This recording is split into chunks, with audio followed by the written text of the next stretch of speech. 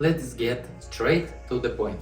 A lot of people out there definitely don't work more than others, and they definitely don't do more than many of you, but they still have results. And honestly, their results speak for themselves. Many of us have friends who work even less, and what's the most interesting is that they earn way more.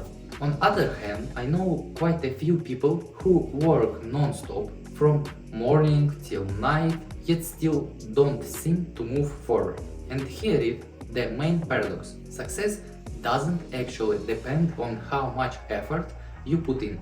It doesn't depend on how exhausted you are by the end of the day. Let me explain.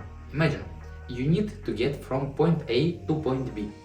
There are many ways to do it. Option 1. You walk and it takes you 4 hours. Option 2. You jog a bit and make it in 2 hours. Option 3. You take the bus and get there in 1 hour. And option 4, probably obvious. You take a car or a taxi and get there in just 30 minutes. Now, here is the interesting part.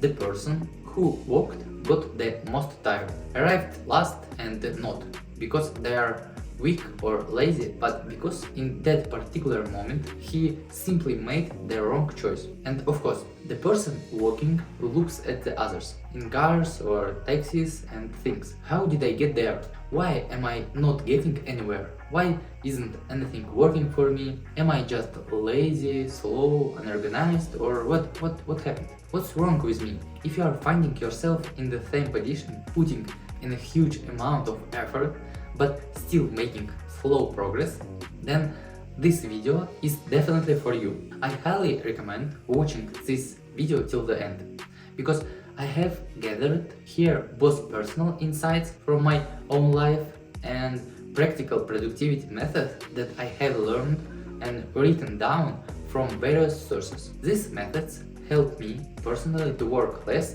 but let's say more effectively, to feel more energy, to grow different areas of my life at the same time, and most importantly, to do it without harming myself or my health. I'd strongly suggest subscribing to my YouTube channel. I post weekly videos about life, share my insights, thoughts, practices, some sport updates, so I'd really happy to have you with me. Let me start with one simple thought. Stop blaming yourself for your own laziness. The truth is, there is nothing wrong with you. This is just a basic function of the brain. Our brain is designed to save energy. That's literally its main task in our lives. And when it's saving energy, that looks laziness. Usually only two things can pull us out of the laziness. First one, when we really want something, and second, when we really want to avoid something. When there is fear or pressure and we do everything we can to avoid discomfort. To understand how this works, let's go back a few hundred years and see where it all comes from. Imagine we are in the past and a person goes hunting, not because they are bored or need a hobby, but for one basic reason. They're hungry, they want food so badly that they have no choice, but they have to go. For another example, imagine someone is sitting by the fire and suddenly a wild animal jumps out. They don't run because they love to run or because they are into sports. They run because they don't want to die. So here we have two clear examples. One person really wants to eat and the other really doesn't want to die. In most parts of the world, food is easy to access. Often you don't even need to leave the house, just grab your phone, tap two buttons, and your food is on its way. But those basic survival instincts are still inside our brain. Different is that today they're buried deep inside. So only strong desire or strong fear can really push us to get up and start doing something.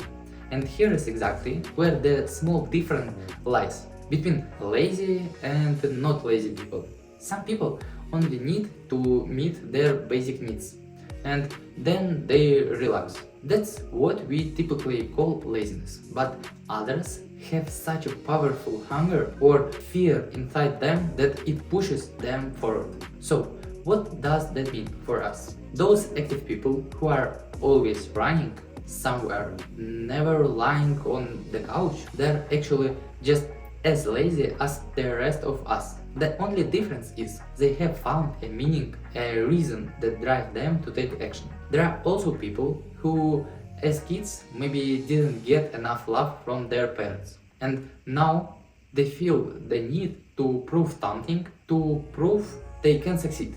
That's why they work 20 hours a day, build billion-dollar companies, because they simply can't live any other way.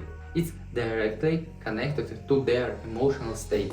Or maybe it's about the desire to be independent. Maybe in childhood they didn't have enough money for food. They were constantly limited, they felt dependent, and now they need to be independent in all areas, in everything, to deny themselves nothing. And this is exactly what I was talking about a minute ago. Every such person has his own meaning, his own personal motive that drive him forward. They're either chasing something they deeply want or running away from a fear that has been with him or her since childhood. Of course, this is very individual, but I think each of you still has an idea of what exactly drives you. I can speak to myself. I don't know what exactly happened to me, where I was hurt or loved, but I have a ton of things I'm constantly running from, and just as many things I missed in childhood that I'm still chasing now. And that's my driving energy, my personal meaning behind it all. If you have that kind of meaning, it will speed you up like nothing else. But naturally, there is one catch. In my opinion, you can't just sit down and invent this kind of meaning. You can't just take a piece of paper, write down a few things, get inspired, and come up with a life purpose. Because meaning is either there or it's not, or it comes at a specific moment in life, during a crisis, through some kind of transformation or whatever. I think it's very important to think about this and to try to find and create these meanings for yourself. But even if you can't do that right now, don't give up on yourself, because you can still move forward to your goals and dreams even without some grand vision or deeper life purpose. Much faster, in fact. I have been telling you all of this so you can better understand yourself, your mind, and how life works, so that at the very least you can stop blaming yourself and start looking at things from a different angle. So, if you are feeling lazy, catching yourself thinking that way often, comparing yourself to others, and feeling like they're more active, let's now talk about what you can do with your life. What tools can help you fix your current situation? Look, it's really important to choose from all the tasks out there, the ones that actually give you results, not to just stay busy for the sake of it and get tiny outcomes, but to focus on the 20% of actions that produce 80% of the results. I think we have all heard this since childhood, and honestly, it's the key to success. But here is where the real problem lies. Most people act incorrectly and simply can't let go of their usual routines, even when they realize it's holding back their own growth. Or even worse, sometimes a person ends up destroying with their own hands the very things that are working or starting to grow. And what's more surprising is it happens way more often to way more people than you might think. For example, someone starts a project, the project begins to grow, it scales, and at a certain point, that person slowly starts to shut it down themselves. Why does this happen? Because unresolved psychological patterns kick in. Things start taking off, the team grows, and suddenly there is a fear. Fear of responsibility, fear of scale, fear of judgment. Maybe someone says something, and instead of using all the new resources and opportunities opening up, this person just pulls the plug on the whole project. Why? Because he didn't do the most important thing. At the crucial moment, when those inner doubts crept in, he didn't stop, didn't pause, didn't reflect. He didn't even figure out what exactly was causing the resistance and why. In a moment where everything seems to be going well, he started sabotaging himself and just stopped at that point. So here is what I think. It's incredibly important to recognize at the right moment whether you might be destroying something good in your life with your own hands, wasting your time on pointless actions, or draining your energy into things that won't bring you to the outcome you truly want. In my opinion, the only way to find real answers to this question is through honest reflection. What is reflection? To me, it's the key to understand myself and to get long-term results. Without it, you are doomed to either fail or keep running into problems. But if, on the other hand, you learn to look inward and honestly answer why you want something or why you don't, then I think that becomes a powerful engine of personal growth, and it will help you move toward your goals much more effectively. But let me be honest with you. Based on my own experience, even after reflecting, there will still be things that pull you back into the state of laziness and apathy. And I think these are often tasks you have taken on simply out of habit. Things you have convinced yourself are your responsibility. The most basic example: cleaning the house, mopping floors, doing laundry, ironing, and so on. By the way, this is still something that 90% of people do themselves. You might absolutely hate cleaning and yet spend half a day each week doing it. Then you need a few hours to recover from the burnout, and after that you spend the next 2 days running on low energy with no desire to do anything at all.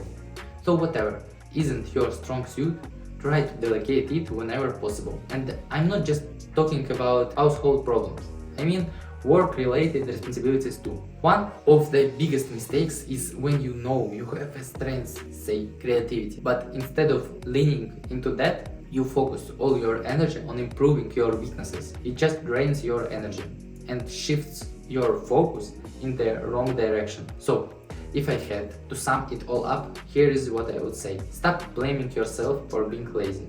We are all lazy, and that's completely normal. What matters much more is taking the time to understand where your laziness is really coming from. Reflect honestly.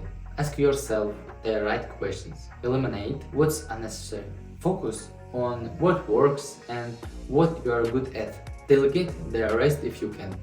And when you do that, no matter how lazy you think you are, things start to fall into place. You begin to understand why you want something, why you don't, what you need to add, and what you need to remove, and how to balance it all.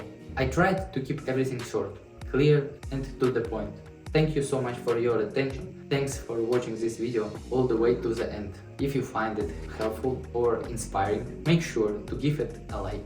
Most importantly, share your own realizations and insights, whether they come from your own life or something you picked up from today's video, in the comments please. And thank you for any feedback, for every comment. I read them all and take everything into account. Thanks again everyone. See you in the next video. Bye bye.